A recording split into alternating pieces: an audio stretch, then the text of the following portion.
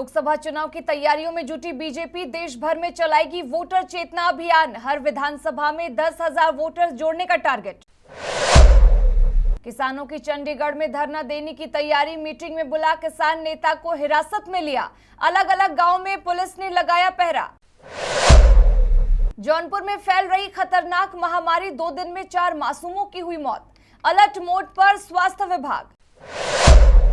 G20 से पहले Noida traffic police की स्पेशल ड्राइव। गाड़ियों पर नहीं दिखेंगे जाति धर्म के नाम और काले शीशे। 1000 से ज्यादा गाड़ियों के काटे जा चुके हैं चालान।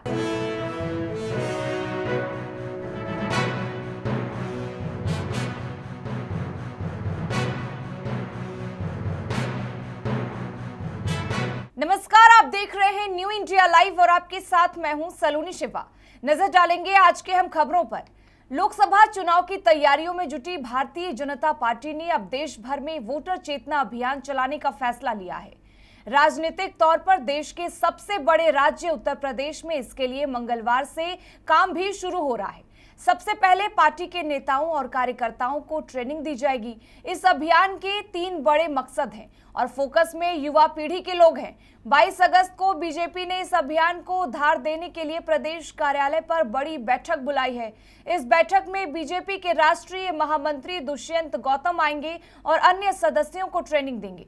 इस बैठक में उत्तर प्रदेश के सभी जिलों के प्रभारी अध्यक्ष, जिला मतदाता सूची प्रमुख, क्षेत्रीय अध्यक्ष और प्रदेश टीम के सदस्य को बुलाया गया है और ये अपने अपने क्षेत्र में जन चेतना अभियान को धरातल पर उतारेंगे।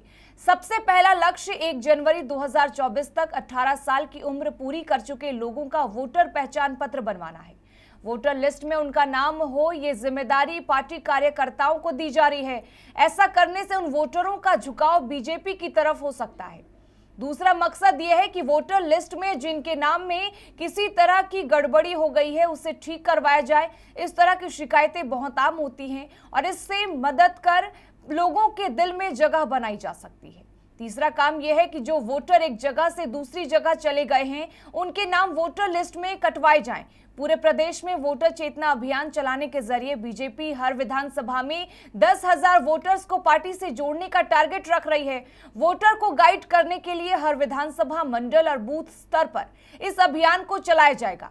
इसके लिए विधानसभा से बूथ तक टीम बनाई जाएगी। वोटर चेतना अभियान के लिए बनाई गई बीजेपी की एक टीम में 5-5 सदस्य शामिल होंगे। ये वही लोग पार्टी के साथ नए वोटर्स को जोड़ने का काम करेंगे। खराब फसलों के मुआवजे और दूसरी मांगों के लिए 22 अगस्त को चंडीगढ़ में धरना देने की तैयारियों में जुटे पंजाब हरियाणा के किसानों की धरपकड़ तेज हो गई है। अंबाला में पुलिस ने किसान नेताओं को हिरासत में लेकर नजरबंद कर दिया। पुलिस ने पहले तो किसान नेताओं को मीटिंग के बहाने डीसी ऑफिस बुलाया और वहां से हिरासत में ले लिया, जबकि कुछ किसानों को उनके खेतों से भी हिरासत में लिए जाने की बात कही जा रही है, लेकिन अभी तक पुलिस की ओर से कोई पुष्टि नहीं की गई है। डीसी ऑफिस से पुलिस ने भाकियू शहीद भगत सिंह के राष्ट्रीय अध्यक्ष अमरजीत सिंह मोहड़ी को हिरासत में लिया, जबकि जयसिंह जलबेड़ा शहीद भगत सिंह के जिला प्रधान गुरमीत सिंह माजरी, ब्लॉक 1 प्रधान सुखविंद्र सिंह और वजिंद्र सिंह कंबोज किसानों को अलग अलग जगह से हिरासत में लिया। उधर चंडीगढ़ कूच से पहले पुलिस प्रशासन भी आंदोलन के दौरान सक्रिय रहने वाले किसानों पर लगातार नजर बनाए हुए है। अलग अलग गांव में पुलिस ने पहरा लगा दिया है। किसानों के अलावा उनकी ट्रैक्टर ट्रॉलियों पर भी नजर रखी जा रही है, जिससे कि वे कहीं भी एकजुट होकर चंडीगढ़ कूच की रणनीति तैयार न कर सके। वहीं किसान भी पुलिस की नजर से बचने के लिए जगह बदल रहे हैं।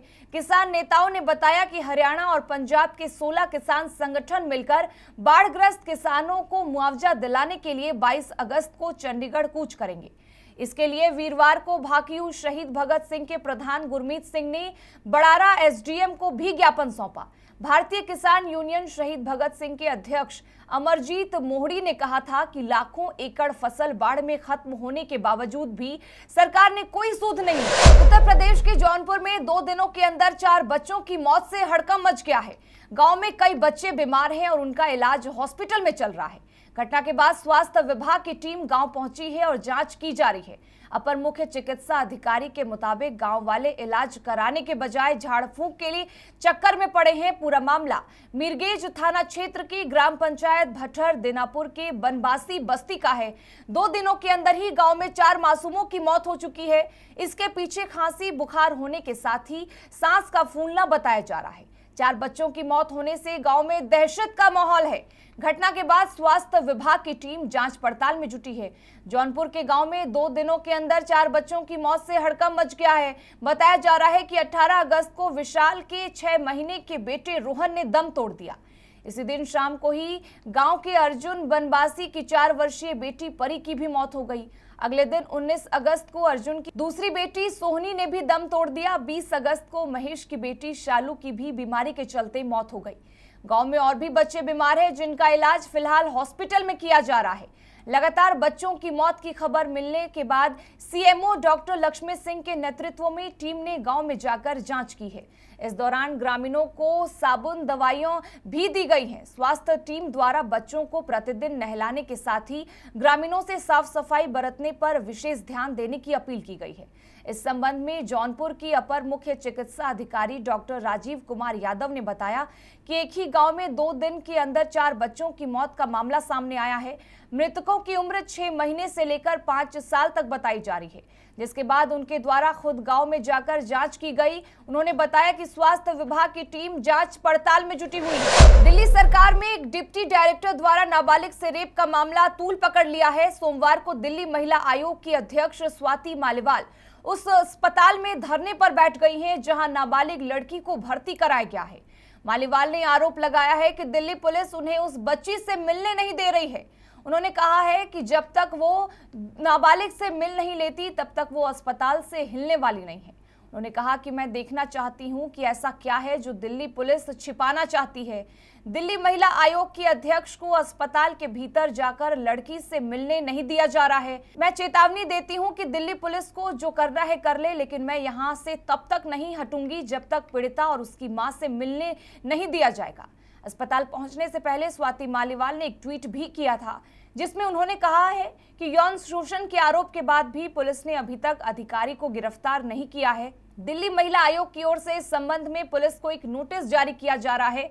उन्होंने कहा कि बेटियों की सुरक्षा करने वाले ही भक्षक बन जाएं तो लड़कियां कहां जाएं। इस मामले में जल्द से जल्द गिरफ्तारी होनी चाहिए। वहीं दिल्ली के मुख्यमंत्री अरविंद केजरीवाल ने सोमवार को नाबालिग से रेप के आरोपी अधिकारी को सस्पेंड करने का आदेश दिया है। इसके साथ साथ उन्होंने मामले को लेकर मुख्य सचिव से रिपोर्ट तलब किया है। बताया जा रहा है कि बच्ची कक्षा 12वीं की छात्रा है और हाल ही में उसने अस्पताल में अपने काउंसलर से रेप किए जाने के बारे में बताया था।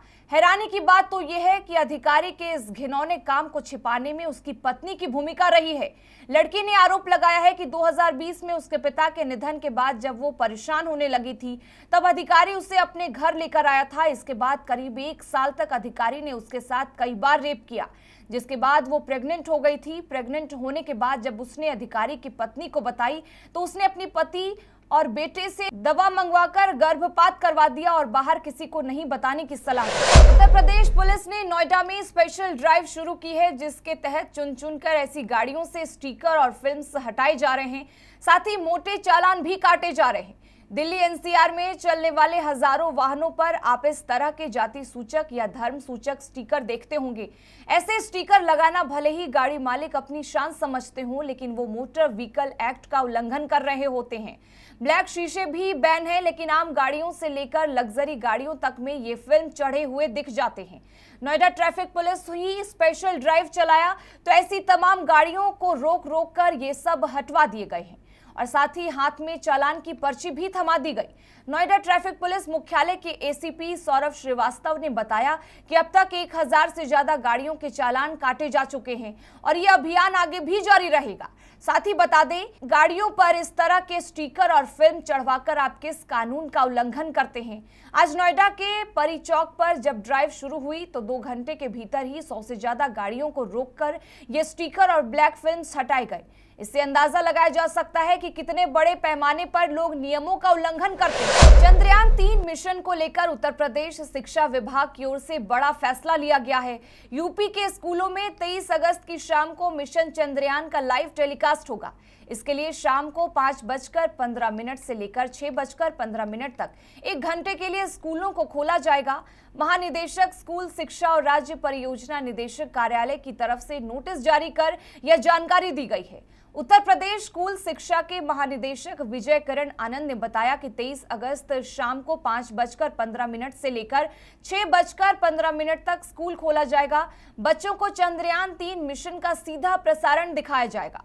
इस दौरान सभी स्कूलों में प्रधानाध्यापकों के साथ सभी शिक्षक भी शामिल होंगे। यूपी स्कूल शिक्षा विभाग की तरफ से जारी किए गए नोटिस में कहा गया है कि भारत के चंद्रयान-3 की उतरना एक यादगार अवसर है जो न केवल जिज्ञासा को बढ़ावा देगा, साथ ही हमारे युवाओं के मन में एक जुनून भी जगाएगा। यूपी के अपर राज्य परियोजना निदेशक मधुसूदन हुलगी की तरफ से आदेश जारी किया गया है। इसमें स्कूलों और शिक्षण संस्थानों में स्टूडेंट्स और टीचर्स को विशेष सभा का आयोजन कर इस लाइव टेलीकास्ट में शामिल होने की बात कही गई है। अपर सचिव स्कूल शिक्षा और साक्षरता विभाग शिक्षा मंत्रालय भारत सरकार द्वारा अवगत कराया गया है कि 23 अगस्त 2023 को शाम 5:27 पर चंद्रयान-3 का चंद्रमा पर उतरने का लाइव प्रसारण होगा। इसरो की ऑफिशियल वेबसाइट isro.government.in पर इसे लाइव देख सकते हैं। इसरो ने कहा कि चंद्रमा की सतह पर उतरने के कार्यक्रम का लाइव प्रसारण बुधवार शाम 5:20 से शुरू होगा।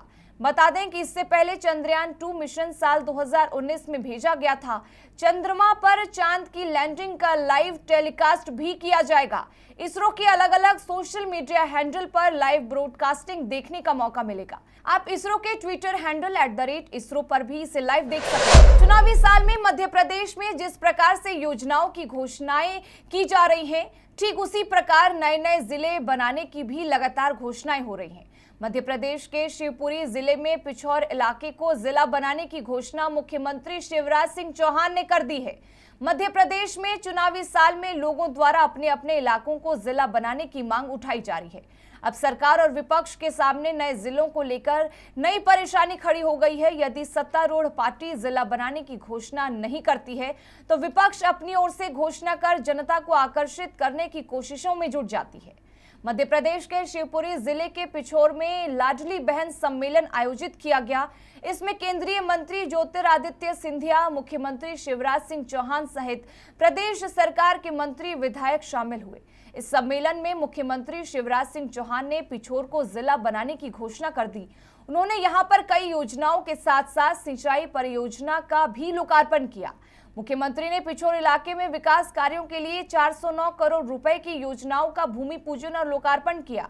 विधानसभा चुनाव के पहले उन विधानसभा क्षेत्रों को नया जिला बनाने की घोषणा की जा रही है जहां से कांग्रेस लगातार जीत रही है। पिछोर से भी कांग्रेस नेता केपी सिंह विधानसभा सीट पर कब्जा जमाए हुए हैं। इसके पहले भी नागदा को जिला बनाने की घोषणा की गई थी। यहां भी कांग्रेस के विधायक के रूप में दिलीप गुज्जर लगातार चुनाव जीत रहे हैं। ऐसा माना जा रहा है कि बीजेपी चुनाव के लिए नया दांव खेल रही है। मुख्यमंत्री नीतीश कुमार ने सोमवार को जेपी गंगा पथ के तीसरे फेज के निर्माण का निरीक्षण किया। इस दौरान डिप्टी सीएम तेजस्वी यादव भी उनके साथ में थे। विभाग के अन्य पदाधिकारी भी मौके पर मौजूद रहे। अभी 14 अगस्त को ही गंगा पथ का गाय घाट तक उद्घाटन किया गया था। नीतीश कुमार ने कहा कि अगले साल के शुरुआती दौर में ही आखिरी फेज पूरा हो जाएगा। इस दौरान पत्रकारों के सवाल पर सीएम नीतीश कुमार ने बीजेपी पर तंज कसते हुए कहा कि हम उन लोगों का कोई बयान नहीं देखते हैं, कोई मतलब नहीं है। आप जानते नहीं हैं कि हम लोग कितना तेजी से काम कर रहे हैं। जब साथ में थे वो लोग तो कभी कुछ बोलता था, काम तेजी से करवा रहे हैं तो कुछ बोल रहा है। कोई मतलब है क्या? उन लोग के बोलने का कोई वैल्यू है? अपना अंडमंड बोलता रहता है, क्या करता है वही। गंगा पथ के निरीक्षण के बाद सीएम नीतीश कुमार ने कहा कि इसका 2 हिस्सा बनकर तैयार हो गया है, आगे काम चल रहा है तो देखने के लिए आते हैं, सभी लोगों को सुविधा मिलेगी। दरअसल जेपी गंगा पथ का विस्तार बख्तियारपुर तक किया जाना है, दूसरी तरफ आरा तक विस्तार होना है, इस पर भी काम हो रहा है। साथ ही इस दौरान सीएम नीतीश कुमार ने और क्या कुछ कहा, आइए आपको सुनाते हैं। एक हिस्सा बन के तैयार हो गया, अब वहाँ तक जाने वाले हैं तो उसके लिए भी देखने आते हैं। और दूसरा वो जो बन रहा है तो उसके लिए भी है तैयार हम लोग जल्दी से जल्दी हो जाए, तो उसी के लिए ना है कि सब लोगों को सुविधा होगी आने जाने का, तो इसी के लिए तो देखने आते हैं जी। फिलहाल इस बुलेटिन में बस इतना ही, लेकिन तमाम खबरों के लिए बने रहें हमारे साथ और देखते रहें न्यू इंडिया लाइव।